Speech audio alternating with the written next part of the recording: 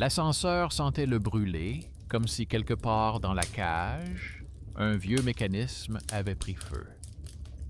La lampe, au-dessus de la porte, s'éteignit dans l'obscurité pendant un court instant.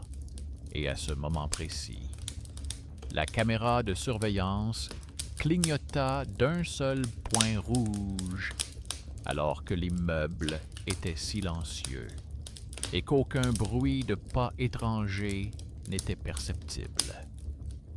Le narrateur a salué les spectateurs d'une voix masculine calme, a dit qu'il était heureux que chacun écoute cela le soir et la nuit, a demandé d'écrire dans les commentaires d'où il regardait, sans détails superflus, et a souhaité une écoute attentive et confortable. Elle laisse rentrer tard, a posé sa tasse exactement dans le cercle tracé sur la table, a déplacé ses clés plus près de la lampe et a posé son téléphone écran vers le bas. Elle n'avait pas assez d'argent. Elle payait seule son loyer, vérifiait les textes pédagogiques à la rédaction pendant la journée et travaillait le soir à l'archive de l'université, où elle était payée pour scanner des folios et des dossiers. À la maison, sa mère l'attendait avec des demandes discrètes et des listes de médicaments soigneusement préparées.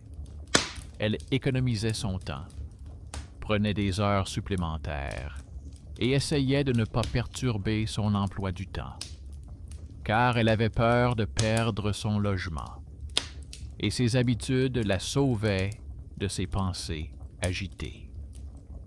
Sur le tapis sous les boîtes aux lettres se trouvait une clé plate sans marque, appartenant à quelqu'un d'autre.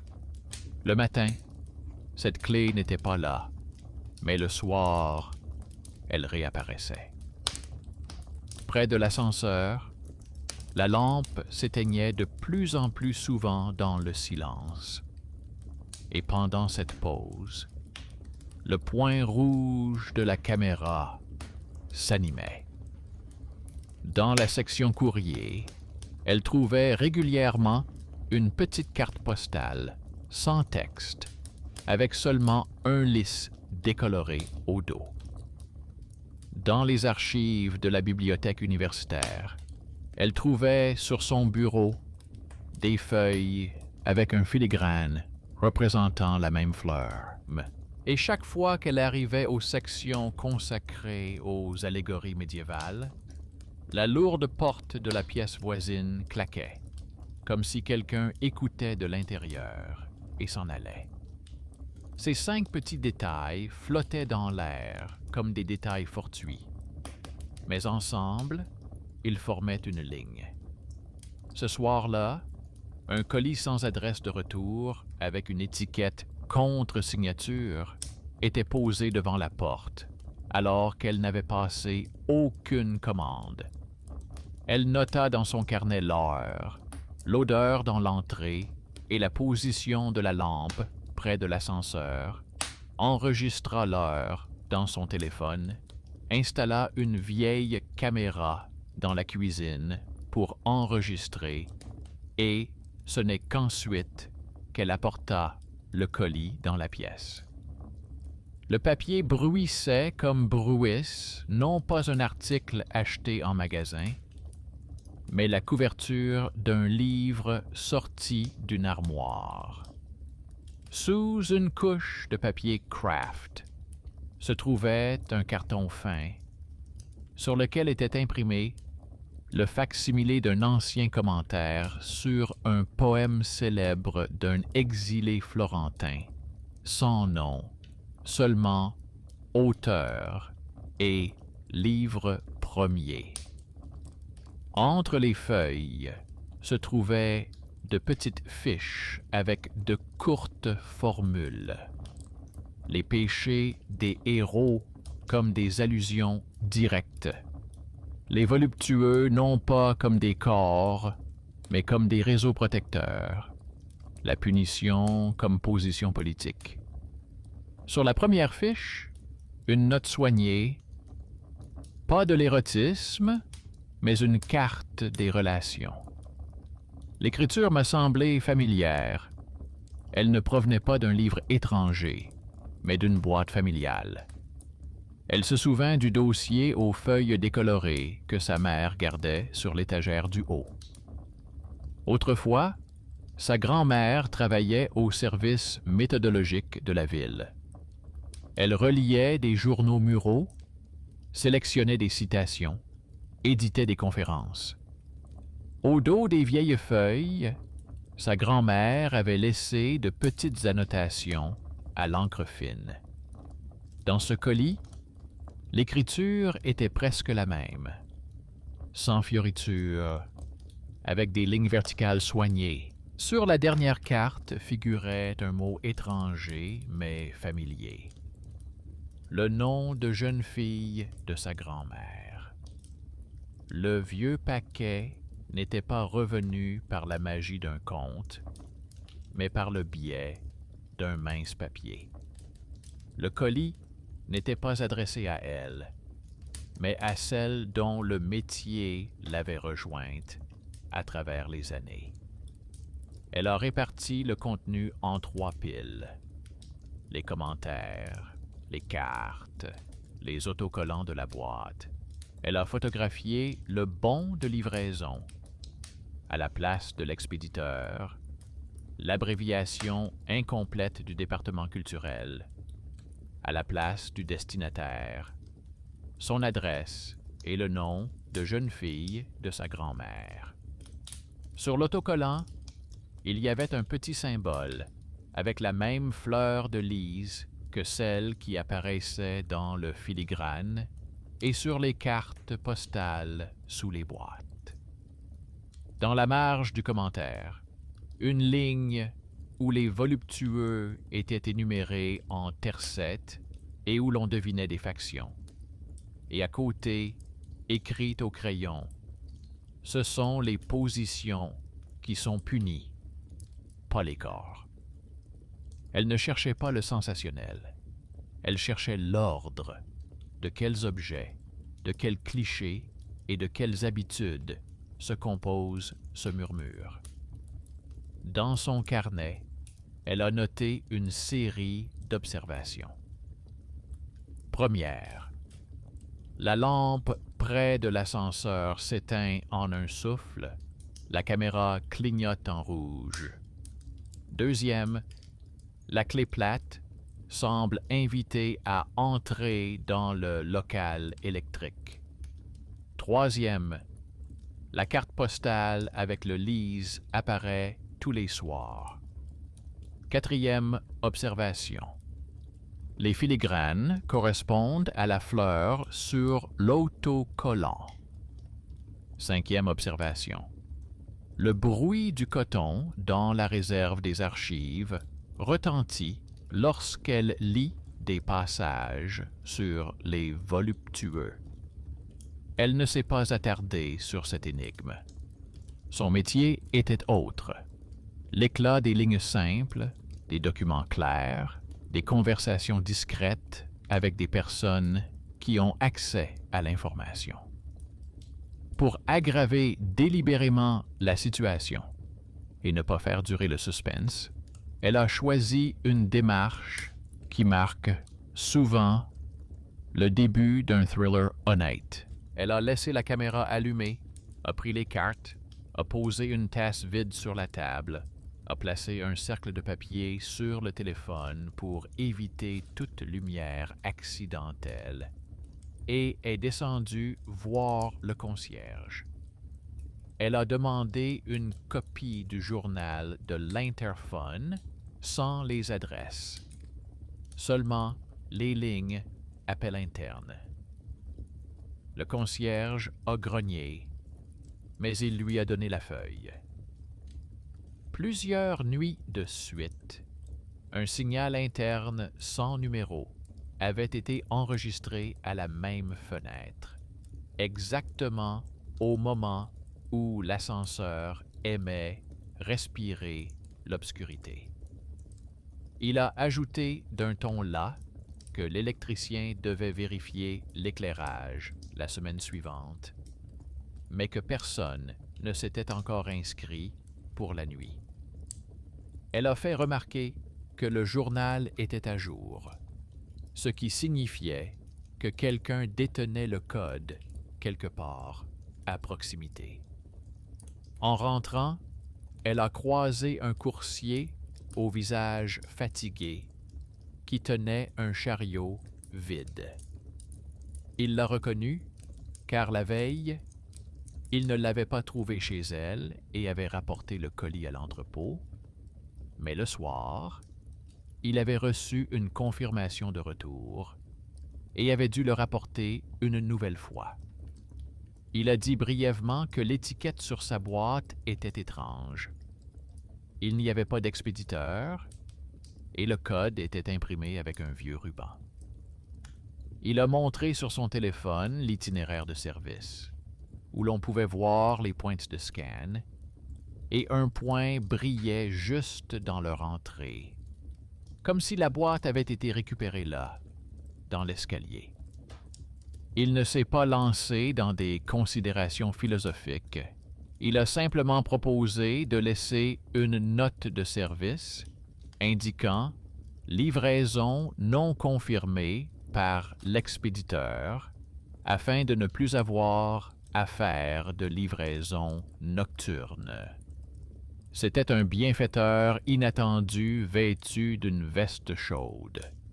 Une simple case à cocher sur son écran pouvait mettre fin au jeu nocturne devant sa porte. Dans l'appartement, la caméra de la cuisine a capturé un petit détail qui aurait pu échapper à l'œil nu.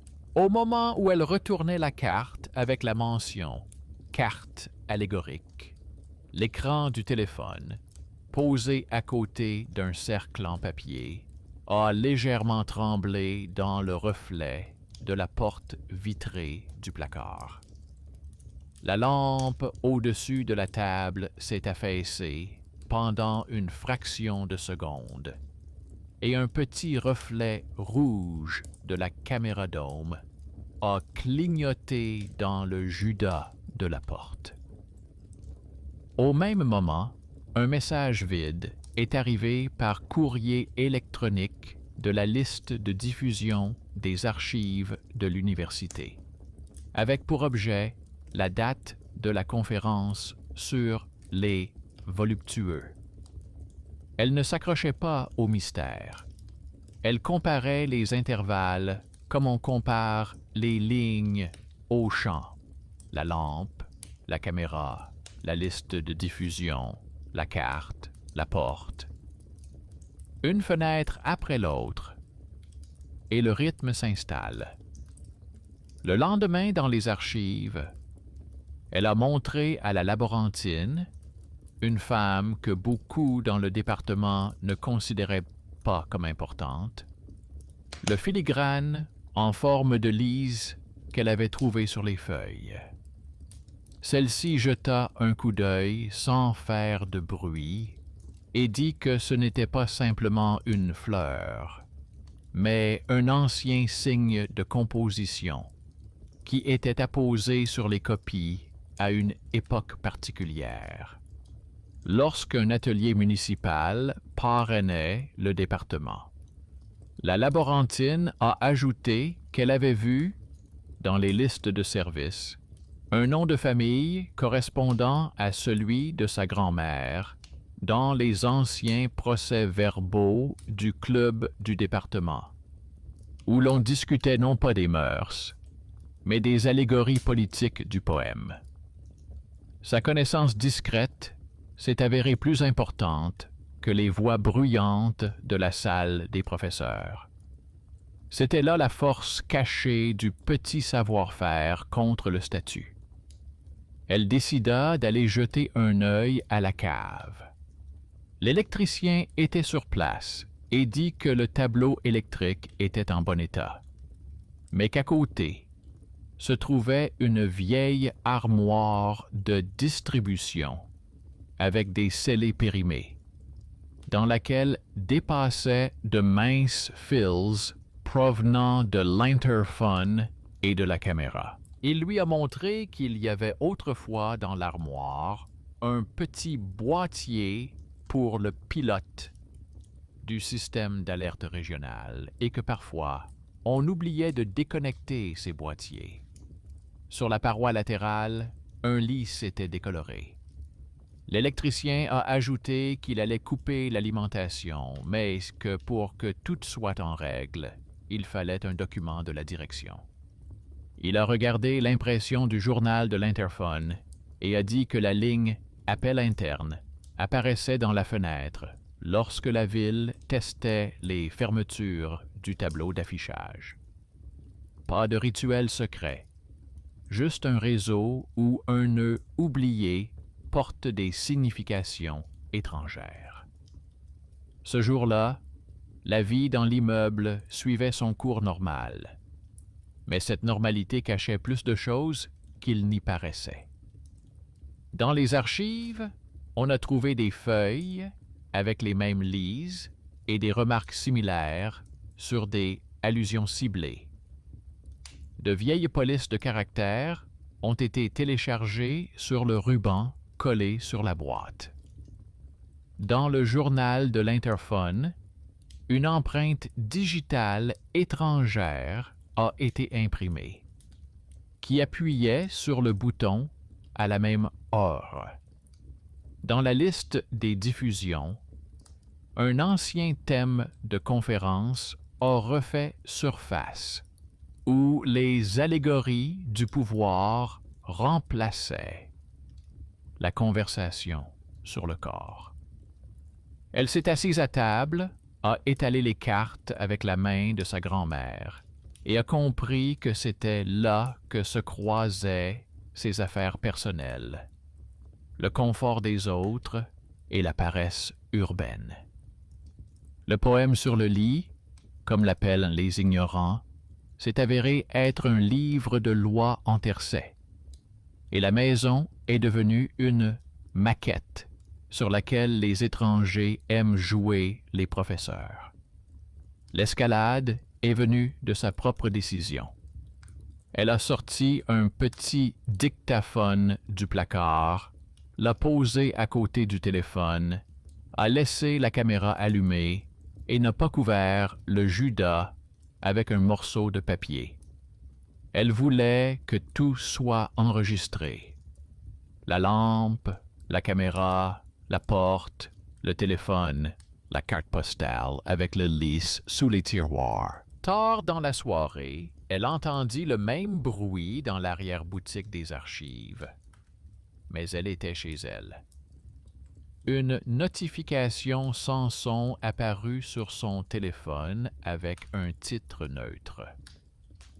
Le plan de la conférence du lendemain, où un point distinct était consacré à l'analyse du cercle, que l'on avait l'habitude de considérer comme piquant.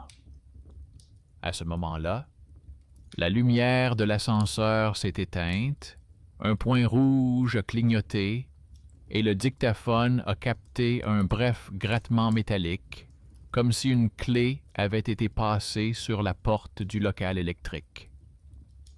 La clé plate était à nouveau sous les caisses, mais cette fois-ci, à côté d'elle se trouvait un mince ruban provenant d'une étiquette sur laquelle on pouvait voir une police familière et la moitié du cachet du département culturel.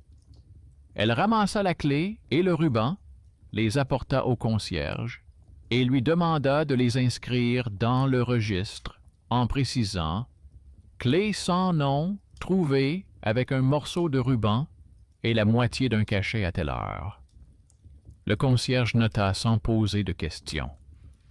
L'électricien a débranché l'ancienne armoire. Le coursier a noté dans son itinéraire qu'il ne viendrait plus ici la nuit sans confirmation de l'expéditeur. La laborantine a promis de trouver dans le catalogue des affaires du club du département, où figurait le nom de jeune fille et le symbole du lys. Mais s'il n'y avait pas de magie, la peur ne s'est pas dissipée tout de suite. Le réseau aimait l'inertie, et la maison subissait les habitudes des autres, comme un corps subit une vieille cicatrice. Elle rentra chez elle et découvrit le commentaire de l'exilé florentin, là où commençaient les voluptueux. La carte écrite de la main de sa grand-mère rappelait: les héros péchés sont des allusions ciblées. Les transgressions ne sont pas charnelles, mais professionnelles, punies par leur position. Les mots détournaient l'attention du lit vers les protecteurs.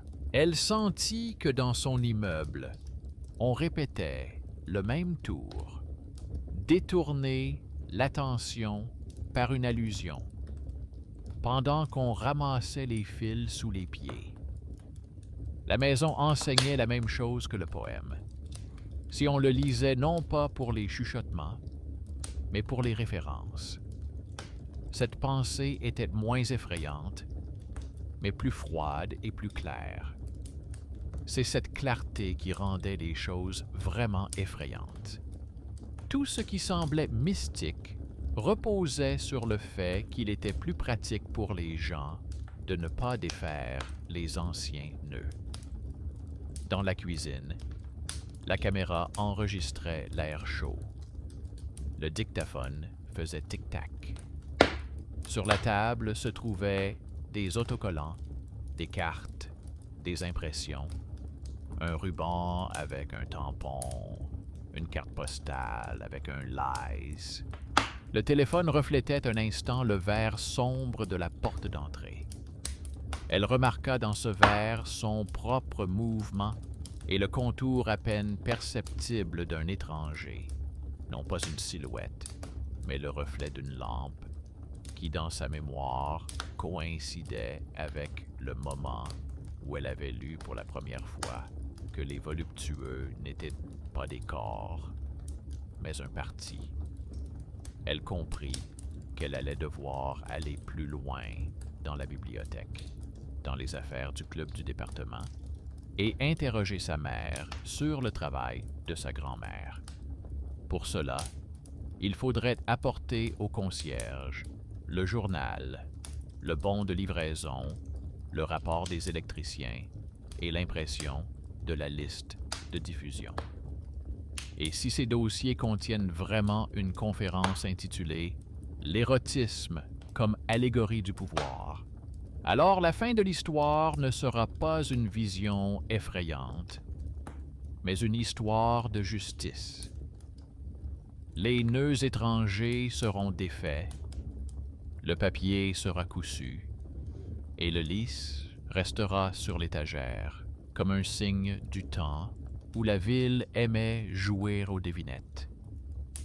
Au cœur de la nuit, l'ascenseur n'a pas pris son souffle pour monter à l'étage. La lampe a sifflé et s'est éteinte après une courte inspiration, comme d'habitude. Mais le point rouge n'a pas clignoté. Le dictaphone n'a rien capté de superflu. Elle s'est couchée et a compris que la première partie de son parcours était terminée. Le détail inquiétant près de l'ascenseur, la motivation de ne pas perdre sa maison et d'aider sa mère, la série de petits détails qui se répètent, le colis contre signature, le choix d'aller au sous-sol, mini-enquête sur les autocollants, les magazines et les filigranes, l'ancien classeur familial de fiches et les bienfaiteurs inattendus avec des accès. Elle ira ensuite là où l'histoire est encore conservée sur papier, aux archives du club du département et à la bibliothèque municipale, où quelqu'un a déjà écrit exactement ce qu'elle voit maintenant la nuit à son étage. Elle est allée chez sa mère pendant la pause déjeuner et a sorti une boîte basse contenant des cahiers de l'étagère du haut. Le papier bruissait cessement, comme dans les archives. Sur une feuille, elle trouva le programme d'une ancienne soirée du club du département. En haut, il y avait un lies, en dessous, un thème sur les voluptueux et tout en bas, une petite note écrite de la main de sa grand-mère sur les allégories et les patrons. Sur une autre feuille se trouvait un reçu pour une reliure portant le même nom de jeune fille. Le paquet avait cessé d'être un vague souvenir pour devenir une chose tangible. La famille avait déjà fait autrefois ce qui revenait maintenant lentement par l'intermédiaire de l'entrée et du colis. Le soir, elle vérifia l'horaire du club avec les pauses obscures près de l'ascenseur. Le temps coïncidait presque à la perfection. Aux mêmes fenêtres, la maison aimait éteindre la lampe et la caméra clignoter en rouge. Elle ajouta une nouvelle ligne dans son carnet. Les habitudes urbaines et les habitudes universitaires avaient autrefois superposé leurs emplois du temps, et le réseau en conservait encore les traces. Pour ne pas faire de suppositions, elle décida de continuer à suivre le papier et les gens. À la bibliothèque, la laborantine apporta un dossier du club depuis une armoire éloignée.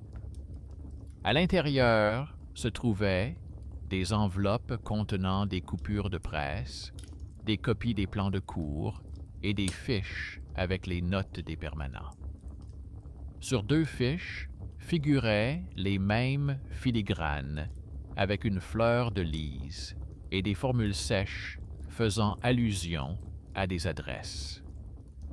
La laborantine a dit avec précaution qu'à l'époque, on aimait présenter les allégories comme des analyses morales, même si les notes de bas de page mentionnaient les noms des factions et les marges, les noms des protecteurs. Elle a transféré les fiches dans une pochette spéciale pour les numériser et a proposé d'appeler un stagiaire qui savait consulter les registres municipaux.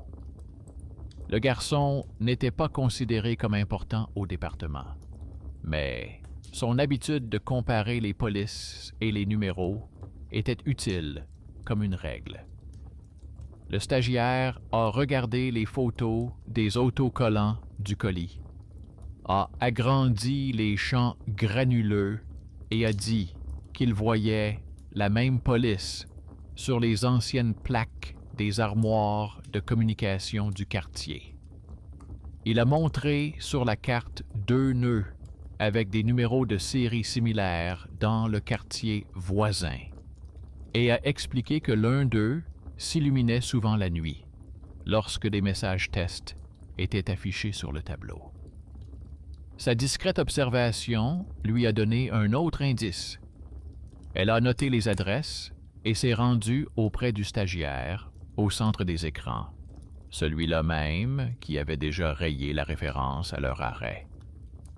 Le stagiaire a lu attentivement les séries, a levé la couche de service et a déclaré que l'ancien pilote tournait toujours dans la région, où des modèles avec une fleur de lys et un nom de famille provenant de fiches universitaires étaient utilisés comme exemple. Il n'avait pas le droit de couper tout le réseau, mais il pouvait recueillir des signatures pour une désactivation temporaire des insertions locales et ajouter une note de service indiquant l'inadmissibilité des adresses réelles.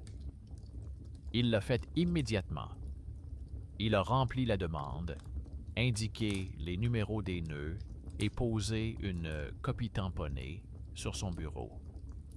C'était une aide sans histoire, une seule ligne qui freine des centaines d'éclairs. À la maison, elle trouva dans la boîte aux lettres une carte postale familière avec un lys. Cette fois-ci, au verso, on pouvait lire à travers la lumière le tampon technique pâle du département culturel. Le facteur, que l'on considérait auparavant comme un maillon superflu, s'est approché et a dit que son système signalait une nouvelle livraison en dehors des heures de travail, qu'il allait donc rapporter la carte postale à l'entrepôt et cocher la case « Rediriger » dans la journée. Son geste lui a épargné une nuit blanche. Les personnes sous-estimées devenaient plus visibles. Le concierge avec son magazine, le concierge avec son cahier, le stagiaire avec sa carte, l'apprenti avec son badge. Elle a décidé de passer à la vitesse supérieure. Elle a écrit une courte lettre à la gérante pour lui demander d'inspecter ensemble le tableau électrique et de rédiger un procès verbal de retrait de l'ancien distributeur. Elle a joint une copie imprimée du journal de l'interphone, une copie de la demande du centre d'écran, une photo du lys sur la paroi latérale de l'armoire et une page du dossier du club avec les notes de sa grand-mère. Elle a gardé un ton neutre. Elle n'a pas demandé de croire, elle a demandé de signer. La gérante a répondu rapidement et a demandé à l'électricien de préparer le scellage. Elle a compris que l'habitude de rassembler les preuves en pile exerçait une pression plus forte que n'importe quel mot effrayant. L'inspection s'est déroulée sans théâtre. L'électricien a dévissé le couvercle, coupé l'alimentation, montré l'étiquette décolorée « Pilote », retiré les fils fins et les a mis dans une boîte. La gérante a noté dans le procès-verbal que l'appareil était mis hors service et que l'accès était fermé, et a indiqué la date. Le concierge, à côté, a ajouté sa ligne sur les nuits vides. Le concierge, debout près de la niche, a ajouté qu'il n'y avait plus d'odeur de brûlé dans la ventilation. Sa décision de sortir de l'appartement et de rassembler les gens en un seul endroit a fonctionné. Le thriller domestique s'est effondré. Elle est retournée chez sa mère pour lui montrer les copies. Sa mère a longuement regardé la main de sa grand-mère et a dit que dans leur maison, on parlait beaucoup de la subtilité de l'écriture et de la précision de l'allusion, mais qu'on soulignait toujours la différence entre l'allégorie et la rumeur. Elle a ajouté que sa grand-mère réprimandait ceux qui remplaçaient les discussions sur le pouvoir par des discussions sur le lit et exigeait des références aux sources. Ces mots ont trouvé un écho inattendu dans son immeuble. Ceux qui remplaçaient l'ordre par un lien pratique devaient également être renvoyés aux sources, magazines, actes, notes. Le soir, elle ouvrit le commentaire du poème et regarda le cercle, que l'on lit généralement pour son côté piquant. À côté, se trouvait une carte avec la phrase de sa grand-mère. Les positions sont punies. Un pont se forma dans son esprit. L'allégorie n'est pas un écran, mais une adresse. La maison indiquait des adresses. Une clé plate, une carte postale avec un lys, le point clignotant d'une caméra, un appel interne dans un journal. Elle se rendit compte qu'elle n'avait plus peur. Tout était clair pour elle. Les restes du réseau pouvaient encore s'agiter, mais les chemins principaux étaient bloqués. Et désormais, chaque détail pouvait être relié au papier. Avant de s'endormir, la lampe près de l'ascenseur s'éteignait encore d'un seul souffle, comme une habitude du corps, et la caméra en dôme trembla une fois, mais n'envoya aucun signal au téléphone. Il n'y avait rien sur le tapis. Aucune invitation n'apparaissait sur son téléphone. Elle s'endormit tard, avec le sentiment que la deuxième partie du chemin était devenue plus courte, exactement dans la mesure où elle avait eu la volonté de ne pas avaler les indices des autres. Ce n'étaient pas des miracles qui l'attendaient, mais une leçon pour ceux qui aimaient les explications faciles. Comment les voluptueux servaient d'indicateurs sur la carte politique, et les nœuds oubliés dans la maison, d'indicateurs de la paresse humaine. Et la fin devait être non pas retentissante, mais juste.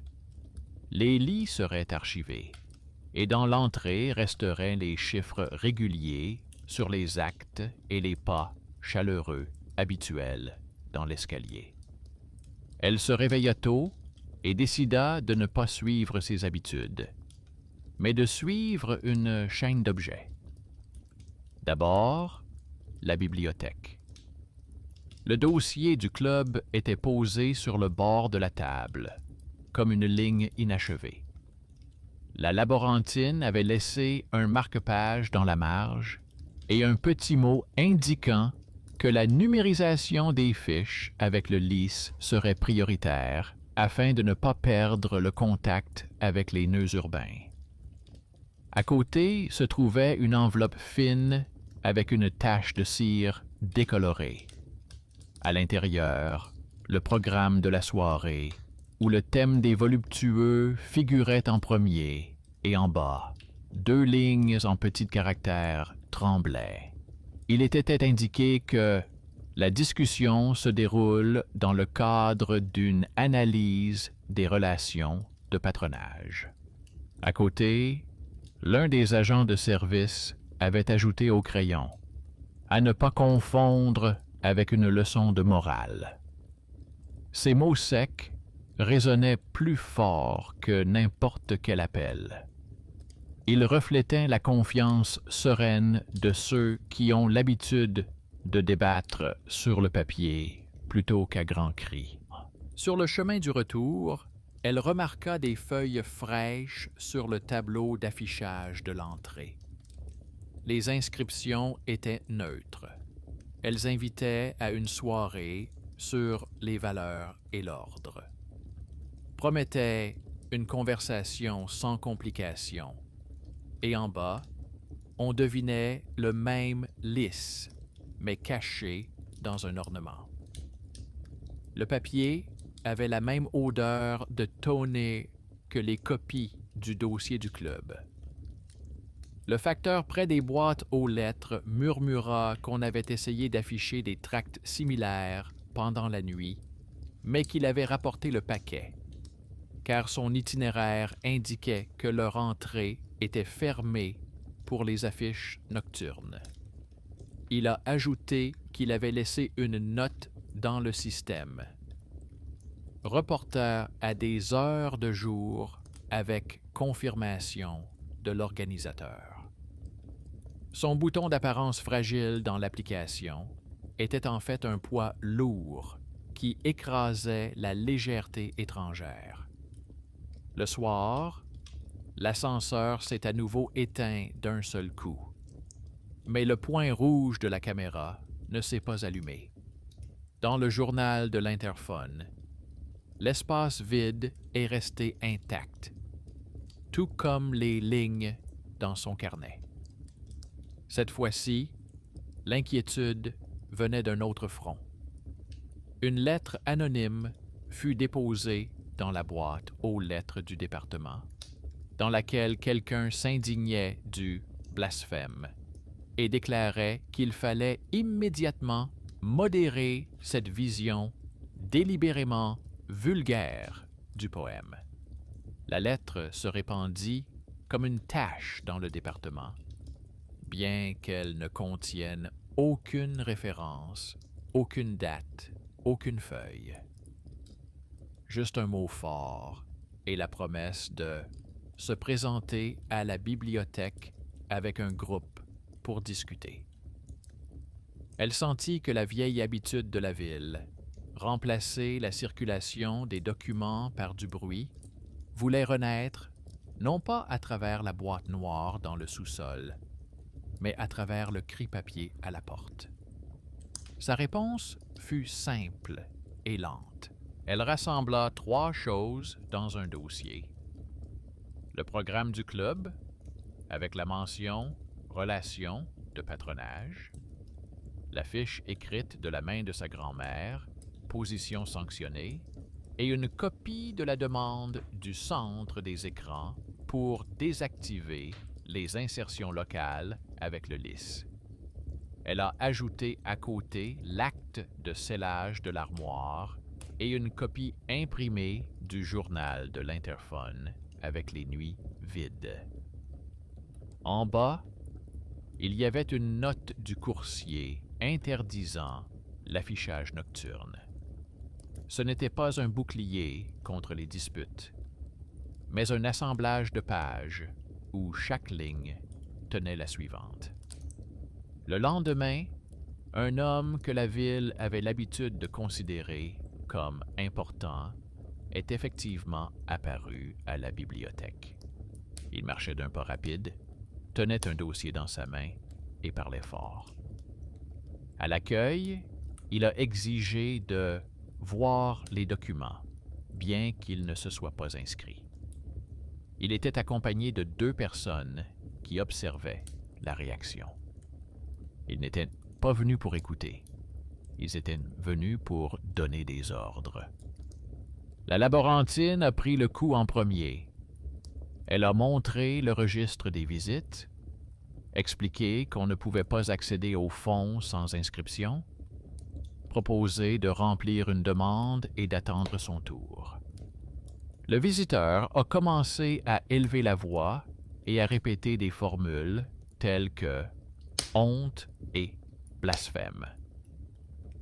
À ce moment-là, les petits autour ont commencé à faire leur travail. Le concierge a appelé la sécurité d'un geste discret. Le stagiaire a apporté le dossier prêt à être numérisé et a posé à côté des copies avec des filigranes et des annotations à propos des protecteurs, afin que tout le monde puisse voir qu'il ne s'agissait pas d'une conversation à propos de sexe. La laborantine a ouvert le programme de la soirée avec une fleur de lys et a indiqué 2 lignes vides. Analyse des relations de patronage et à ne pas confondre avec la morale. Elle ne discutait pas, elle montrait les marges du doigt. La scène s'est rapidement calmée. L'important, s'est retiré vers la porte, lançant des mots sur une plainte à la hiérarchie. Malheureusement pour lui, la hiérarchie était déjà au courant de leur histoire. La veille, un stagiaire du centre des écrans avait envoyé une note méthodologique à l'administration municipale sur l'inadmissibilité des adresses et noms réels dans les modèles pédagogiques. Une référence à cette même note se trouvait sur le bureau de la directrice de la bibliothèque. Son atout n'était pas le volume de sa voix, mais l'imprimé. Elle décrocha le téléphone, composa le numéro de l'administration et informa que la situation avec les cris de vulgarité était survenue dans le contexte du nettoyage des anciens centres pédagogiques et qu'ils avaient dans leur fond un programme prêt à être présenté avec une formulation sans ambiguïté. Elle demanda que la commission des activités éducatives viennent à l'heure prévue sans arbitraire. La direction a répondu sèchement. Il viendrait. C'était un bienfaiteur inattendu à un niveau supérieur. Pas une personne en imperméable, mais un responsable qui savait transformer le bruit en procédure. Dans l'après-midi, la commission est arrivée. 2 personnes du département de la culture et une du service méthodologique. Ils se sont assis à une longue table, ont écouté la laborantine, ont regardé les fiches écrites de la main de la grand-mère, ont vérifié les filigranes avec le lise et ont prêté attention au mot « relation de patronage ». Le stagiaire a montré sur son ordinateur portable la carte des nœuds avec les numéros de série. Le stagiaire a apporté une copie imprimée de sa demande et le coursier a apporté l'itinéraire imprimé avec la mention « Affichage nocturne interdit ». La commission ne cherchait pas les coupables. Elle cherchait l'ordre. À la fin, ils ont déclaré d'un ton neutre que l'événement public aurait lieu le soir pour lequel la demande avait été déposée et qu'il s'intitulerait simplement « L'érotisme comme allégorie du pouvoir, lecture de documents ». Ils ont demandé à ce qu'une feuille portant ce titre soit collée sur la porte de la bibliothèque et ont apposé leur signature. La personne importante a disparu discrètement. Elle n'a pas perdu. Son tapage s'est dissous dans l'indifférence du papier. Sa peur ne disparut pas pour autant. De petites bizarreries persistaient. Le matin, un lys réapparut dans le coin du tableau d'affichage de l'entrée, mais le concierge accrocha à côté une annonce avec le numéro de l'acte de coupure. Dans l'ascenseur, la lampe tomba à plusieurs reprises, mais le point rouge avait disparu. La nuit, un air frais et régulier soufflait dans la niche à poubelle. Le concierge montrait son carnet, où la mention « sans odeur » était soigneusement inscrite en face de la date. Le réseau s'accrochait à la vieille habitude de la ville de vivre dans le non-dit. Elle répondait par des listes, des journaux, des noms de personnes dont on n'avait jamais entendu parler auparavant. Avant le cours, elle passa voir sa mère. Celle-ci lui montra plusieurs photos de l'album de famille. Sur l'une d'elles, on voyait sa grand-mère dans la salle de lecture, à côté d'elle, une table avec des dossiers et un projecteur. Et sur le mur, le même lies, mais découpé dans du papier. En bas, une légende sobre et douce. Soirée sur les tercets et les protecteurs. Sa mère lui a dit qu'à l'époque, ce n'étaient pas les mots qui faisaient peur, mais la façon dont les gens pouvaient changer le sens des choses en une minute dans la salle, si on leur donnait une formule vide de sens. Elle a ajouté que sa grand-mère exigeait toujours de s'appuyer sur un objet, une page, un tampon, une étiquette. Les rues changent, mais ces objets gardent leur sens. Ce simple souvenir offrait plus de protection que 10 serrures. La soirée est devenue un point de rassemblement. La bibliothèque était calme, mais les gens étaient assis serrés. Sur la table se trouvait le dossier du club, les cartes avec le lise, le programme avec une clause en 2 lignes, la demande du centre d'écran, l'acte de scellage, l'itinéraire du coursier. La laborantine a ouvert la première page et a expliqué que le cercle des voluptueux était facile à comprendre pour une oreille non avertie, mais que dans une lecture historique, il s'agissait d'une note adressée aux protecteurs et aux politiciens. Le stagiaire a affiché la carte des nœuds à l'écran et a montré comment le symbole du lys était passé d'un kit pédagogique à un ornement urbain. Le coursier a brièvement expliqué comment une simple coche dans son application changeait le scénario nocturne dans les entrées d'immeubles. L'électricien a remis l'acte et a dit que l'ancien pilote était désormais dans une boîte et allait être envoyé à l'entrepôt. Personne n'a prononcé de grands discours. Chacun a simplement appelé les choses par leur nom. À la fin de la soirée, elle a pris la carte de sa grand-mère et a lu les 2 derniers mots. Position punie. Elle a ajouté sa propre note en dessous, nœud défait. Entre ces 2 formules succinctes, s'est tracé un chemin menant de l'allégorie à l'ordre. Dans la salle, on l'entendit. Pas par des applaudissements, par un silence dans lequel il n'y avait pas de place pour les chuchotements provenant du tableau. Elle sortit dans la rue alors que la nuit était déjà tombée. Le panneau de l'arrêt indiquait l'heure d'arrivée du bus et l'affiche de l'exposition. Aucune insertion avec le lys.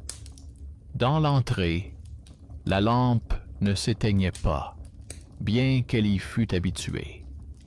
Le point du dôme n'était pas visible. Sur le tapis près des boîtes, il y avait une carte de visite inconnue sans nom, un rectangle propre, comme une feuille sur laquelle aucune erreur n'avait encore été écrite. Elle la ramassa et la laissa au concierge, en lui demandant de l'inscrire dans le journal. Le concierge acquiesça. Le concierge, qui grognait d'habitude, sourit à peine, comme sourient les gens quand ils voient que le poids du travail s'en va sans bruit, mais avec le travail. À la maison, le téléphone était posé sur la table, écran vers le bas, et cela n'avait plus d'importance.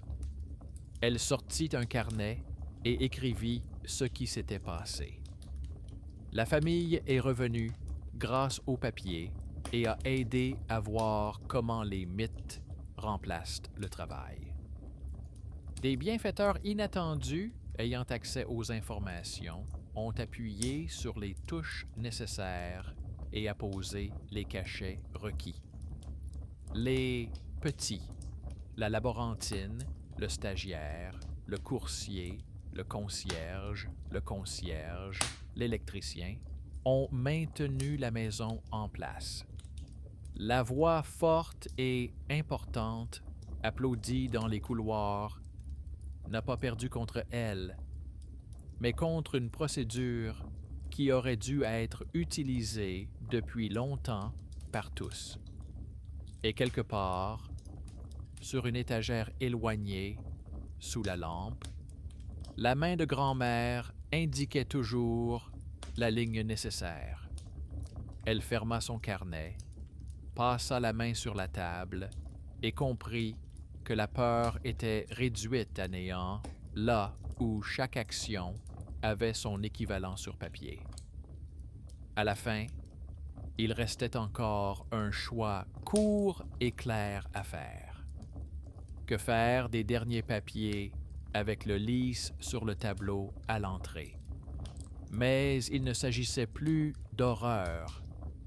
Il s'agissait de justice, que l'on pouvait classer. Elle rentra chez elle plus tard que d'habitude et remarqua immédiatement une étrangeté qui lui semblait auparavant anodine. Sur le tableau à l'entrée étaient accrochées 3 feuilles de formats différents, dont les coins étaient épinglés de manière différente. Mais les trois projetaient la même ombre en accordéon, comme si elles avaient été apportées par la même main. Au bas de chacune d'elles, on devinait un lys caché dans un motif décoratif.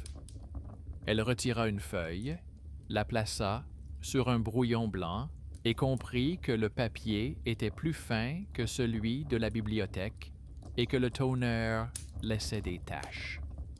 Cela n'avait pas été fait dans une imprimerie. Cela avait été fait à la hâte sur une machine à écrire dans un sous-sol ou dans le bureau de quelqu'un. Son regard glissa vers la caméra de surveillance. Il n'y avait pas de point rouge. Le journal de l'interphone était muet. Cela signifiait que le papier était désormais le dernier maillon. Elle remonta chez elle, posa la feuille à côté de l'acte de scellage et nota dans son carnet. L'affichage nocturne a été remplacé par une supercherie diurne. Le soir, elle redescendit et trouva le concierge devant le tableau. Il empilait les anciennes affiches et lui dit brièvement qu'un homme était venu pendant la journée avec un dossier, lui avait montré de vieilles lettres et avait insisté pour obtenir une place. Le concierge ne discuta pas, mais aligna toutes les feuilles et demanda qu'on lui apporte une autorisation avec un cachet. Elle posa à côté les actes, l'itinéraire du coursier et une copie du programme de la bibliothèque et dit sans insister qu'il ne devait pas y avoir de lys la nuit et que pendant la journée, il fallait uniquement une signature et une date. Le concierge acquiesça et sortit de sa poche un petit bloc de tampons qu'il avait acheté de sa poche pour ne pas avoir à courir chercher le tampon à chaque fois. C'était un geste insignifiant, mais décisif.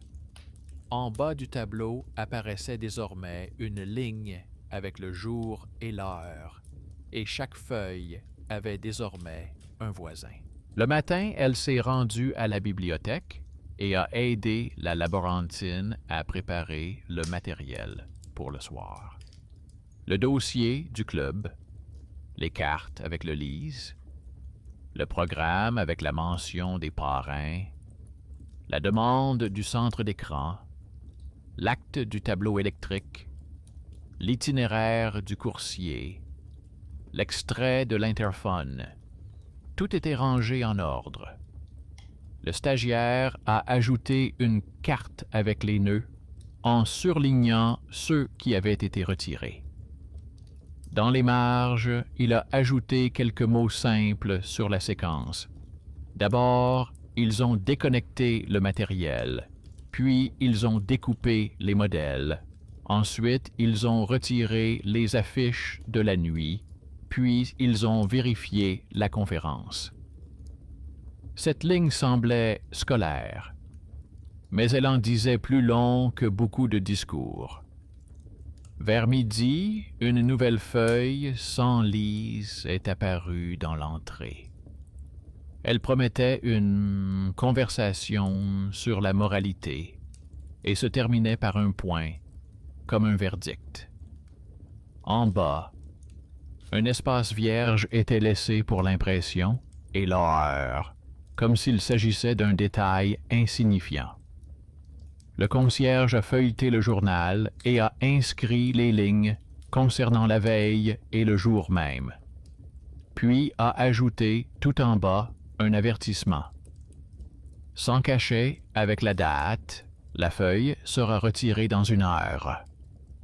Personne n'avait écrit cette règle auparavant, mais elle est née de leur travail hebdomadaire. 1 heure plus tard, la feuille avait disparu. Pas de scandale, juste la procédure. Elle décida de faire une nouvelle fois le tour des endroits vulnérables de la maison.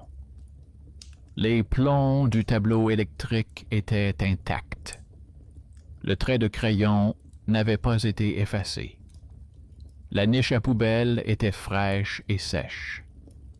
Sur le palier près de l'ascenseur, la lampe s'était éteinte une fois, mais elle s'était immédiatement rallumée, sans cligner de l'œil à la caméra.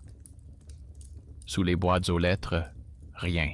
Et ce n'est qu'au niveau de la porte vitrée, dans laquelle se reflétait autrefois le couloir sombre, qu'elle remarqua une nouvelle empreinte. Non pas un contour, mais un minuscule autocollant avec un lisse en bas, là où le regard s'attarde rarement. Elle le retira avec son ongle, le posa sur une feuille blanche et le retourna à la lumière.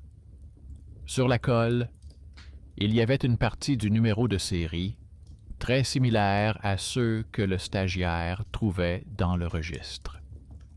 Les restes du pilote s'étendaient en une fine ligne, mais sans alimentation ni autorisation. Elle apporta l'autocollant à la bibliothèque et le montra au stagiaire.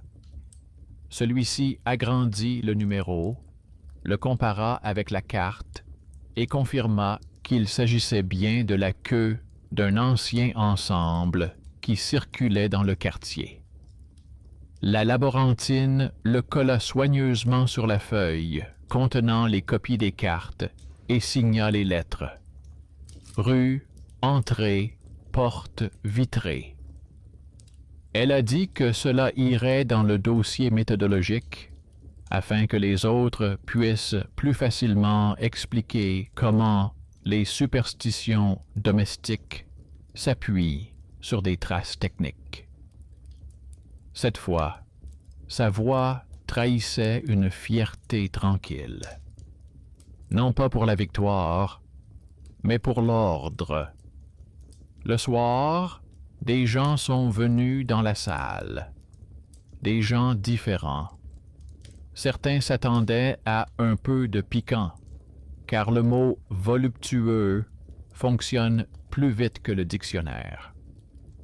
D'autres étaient venus par curiosité pour le travail d'autrui. D'autres encore venaient de la direction.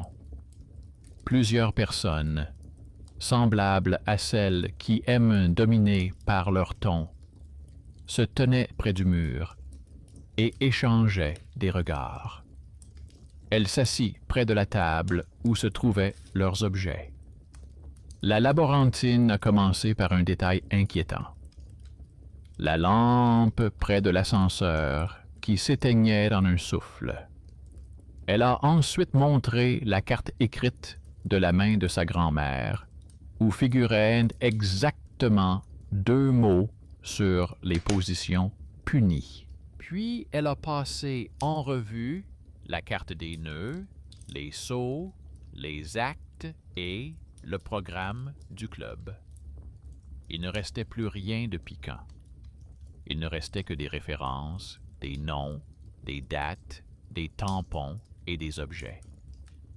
Les sujets que l'on aime associer au mot « Eros » se sont retrouvés relégués aux marges et ont cessé de dominer le centre. Au milieu de la soirée, l'un des participants, muni d'un dossier, a tenté d'orienter la conversation vers la dégradation de la morale. La directrice de la bibliothèque a brandi la carte d'identité de la commission, a brièvement rappelé le règlement et a ramené la conversation dans le droit chemin. Elle n'a pas élevé la voix. Elle a montré les lignes et les signatures. Le stagiaire se réjouissait comme un enfant devant sa première formule exacte. Lorsque les numéros de série, l'adresse et l'heure coïncidaient à l'écran. Le coursier expliquait comment une simple coche dans le système transférait toute la poésie nocturne sur la table de jour, où un véritable organisateur était nécessaire. L'électricien joignait le procès-verbal et annonçait sans émotion que le matériel était mis au rebut. À la fin, le concierge a levé son cahier et a lu à haute voix qu'aucune odeur de brûlé n'avait été constatée depuis une semaine. Sa phrase a résonné plus fort que n'importe quel monologue. Elle remarqua que l'atmosphère changeait. Les personnes présentes dans la salle cessèrent d'attendre le scandale et commencèrent à regarder les objets. Les importants, près du mur, se recroquevillèrent, non pas par honte, mais par ennui. Leur ton se fondit dans la ponctuation. Plusieurs personnes photographièrent la carte avec la main de la grand-mère. Quelqu'un a demandé à avoir accès à la numérisation. La laborantine a répondu que les documents seraient mis en ligne dès qu'ils auraient reçu un numéro. À ce moment-là, l'inquiétude a cédé la place, pour la première fois, au travail habituel. La maison du labyrinthe a fait un pas vers la table. La nuit après la conférence était chaude. Elle marchait dans la rue et regardait par les fenêtres. Quelque part, du linge séchait. Quelque part, des livres somnolaient sur les rebords de fenêtres. À l'arrêt de bus, le panneau n'indiquait que l'heure, sans aucune ligne supplémentaire. L'entrée était éclairée d'une lumière uniforme.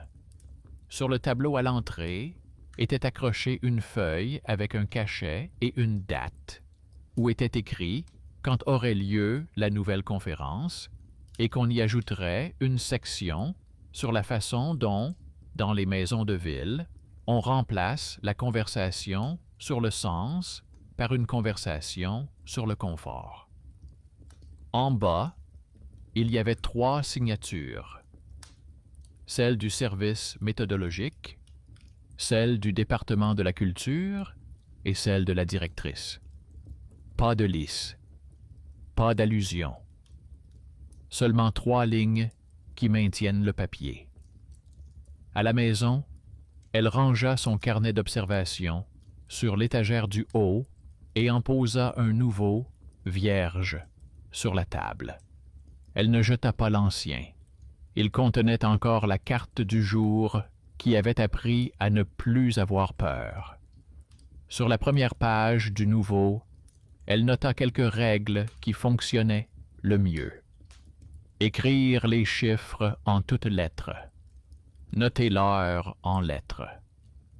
Toujours exiger un cachet ou une signature pour toute initiative étrangère. Vérifier les registres là où cela fait peur sans raison. Écouter les petites, car ils ont les clés sur leur bureau. Ne pas discuter avec les lises, mais les mettre dans un dossier. Au bout de quelques jours, la directrice de la bibliothèque l'a approché et lui a proposé d'animer une petite soirée une fois par mois, non pas en tant que conférencière, mais en tant que personne capable de rassembler des objets en ligne. Elle n'a pas accepté tout de suite, mais elle a accepté. Sa mère lui a dit que sa grand-mère aurait été ravie d'avoir un rôle aussi modeste. Le coursier lui a fait un clin d'œil silencieux et lui a montré sur son téléphone que leur immeuble figurait désormais sur la liste blanche avec la mention « Pas de livraison de nuit ». Le stagiaire apporta une copie imprimée de la carte des nœuds sur laquelle leur quartier n'apparaissait plus en surbrillance. Le concierge écrivit une nouvelle ligne dans son carnet. « Calme. » L'électricien ferma le rapport. Le concierge remplaça le journal par celui du mois suivant et inscrivit la première date en lettres majuscules.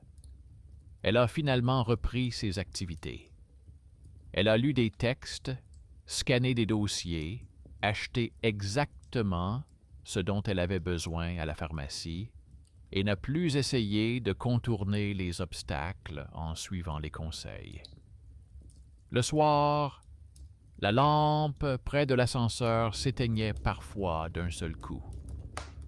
Mais ce n'était plus un signal, c'était juste une pause. Pendant cette pause, le point rouge ne clignotait pas. Pendant cette pause, aucune carte postale n'arrivait. Pendant cette pause, on pouvait entendre la maison respirer. Avant de se coucher, elle sortit de la boîte une feuille avec un petit autocollant en forme de lise et la glissa dans le dossier contenant le manuel. Au dos, elle écrivit en lettres majuscules « Mythe, poème sur le lit, document, carte des protecteurs, quotidien, entrée et faire, résultat, ordre ». Cette courte liste ressemblait à un simple résumé, mais elle renfermait cette clarté émotionnelle qui la motivait chaque jour. La justice s'était manifestée sans slogan. Chaque action était restée dans sa ligne. Chaque peur avait trouvé son voisin sur le papier. Et ce qui avait autrefois semblé être l'érotisme du péché était devenu une couleur sur la carte du pouvoir, puis une marque dans les archives, avec un numéro, une date et une personne responsable de l'étagère.